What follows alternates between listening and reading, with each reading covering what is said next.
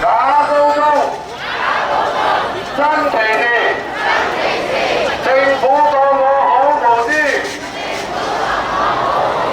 真歧視，你唔知，政府就會好辦事，官官相衛害學生，個個來坐攬板凳。政府歧視，學童失學，我要返學，我要讀書，還我讀書權，政府求其玩拖延，智障家庭一頭煙，有法不依一刀切，智障學生冇教練，政府帶你遊花園，政策逼我失預算，一聲令下就玩完，咪當我哋係傻豬，24日後冇書讀，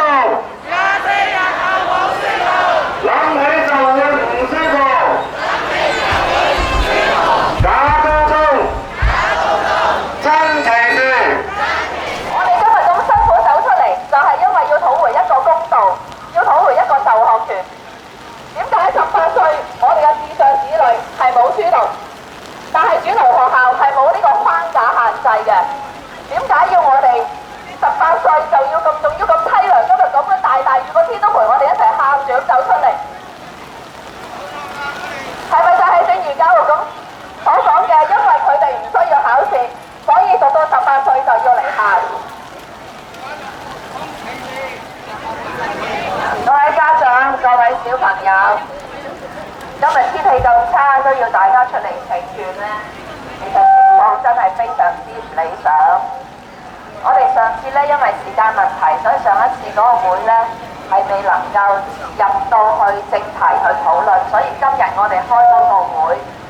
今日呢有1個小時嘅時間，咁但係實在時間緊迫，所以真係冇辦法安排到俾家長或者係同學自己發言，呢個請大家諒解我哋。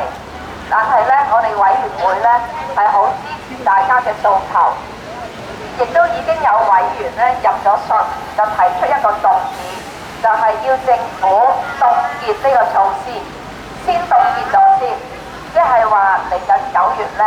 係大家都可以一齊讀書，咁我相信呢個動議呢係會得到委員會嘅支持嘅。咁一陣間喺個會裏面，我哋會攞出嚟投票。我哋希望起碼凍結咗，然後再慢慢傾。咁變咗呢，喺嚟緊嘅學年9月，大家我自己係好希望大家小朋友都係能夠返學。咁我希望大家一陣間嗰個結果出嚟呢，係能夠同政府商討到一個方法，馬上凍結佢而家提出嚟要18歲同學就離校嘅措施，我哋委員會係會盡量幫手，大家亦都努力。咁就今日早晨，我係支協會嘅代表 Bobo。我哋咧就覺得今次如果教育局咁樣嘅決定咧，將18歲嗰啲咁樣劃清界線咧，我哋覺得咧對嗰啲肢體傷殘嘅細路仔咧係特別嘅殘忍嘅。因為其實咧，而家18歲學校留你讀都好啦，你係冇學位嘅學生，你亦都係冇保險嘅學生。如果咁嘅身份嘅話咧，其實連校車都唔可以載啲學生返學嘅。所以我哋過去發生咧就係話，嗰啲學生係要自己搭車返學，去等嗰啲低地台巴士，要等好耐先等到一架。其實咧，好聽啲，政府又話假慈悲。俾你，我容許你校長係收佢嘅，但係你收佢都冇用㗎，佢係冇學位、冇資源、冇保險嘅學生咧。其實對呢啲學生係好，我覺得係好殘忍嘅。你等於叫佢唔好返學嘅啫。我寧願你話我唔俾你返好過啦。你諗下啲家長點樣去日日係咁接送佢，去等好耐先等唔到啊？可能有啲地方根本連低地台巴士都冇㗎。咁我覺得政府咧，佢唔可以咁樣假慈悲㗎啦。各位家長、各位同學，你哋好，辛苦大家今日落住雨都要同小朋友同埋你哋自己都要嚟睇下我哋嘅信故事先。今日咧，上次咧就有少少聽到啦嚇。今日一定會按時適時咧咧喺立法會裏面咧提出動議，希望可以撐你哋，因為我覺得既然大家都平等嘅話，點解新高中冇遇到我哋呢一批朋友份呢？希望大家家長繼續努力。張超雄喺成件事咧，其實一路都除咗撐大家之外咧，亦都俾咗好多資料我哋，所以咧我都喺呢度要多謝超雄一聲。我哋會繼續喺一間嘅教育廳嗰度，一定會提出你哋嘅關注。希望我哋嘅讀書權，就算起碼第一樣嘢唔好好似政府咁講，去到18歲，至少都要去到20歲。不過其他嘅嘢我哋一定會繼續做，希望個個都有新高中讀，好唔好？好，辛苦大家啦，繼續努力。好，多謝陳總。各位家長、各位傳媒朋友，喺呢件事上邊，政府咧一再話要18歲嘅學生離校咧係一貫措施。又話咧係學校，似乎咧學校或者教育界都默許嘅。我喺呢度好想話俾大家聽，我哋從來冇默許過，亦都從來冇同意過政府咧咁樣一刀切要18歲嘅學生離校。相反嚟講，其實好多校長喺不同嘅場合都話俾政府聽，你咁樣做係違反咗教育失禮，你咁樣做係剝削咗我哋學生應該有嘅教育權。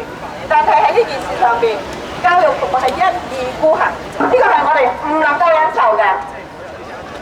另外，升新高中係一個好重要嘅教育議題。新高中有佢獨特嘅教育目標。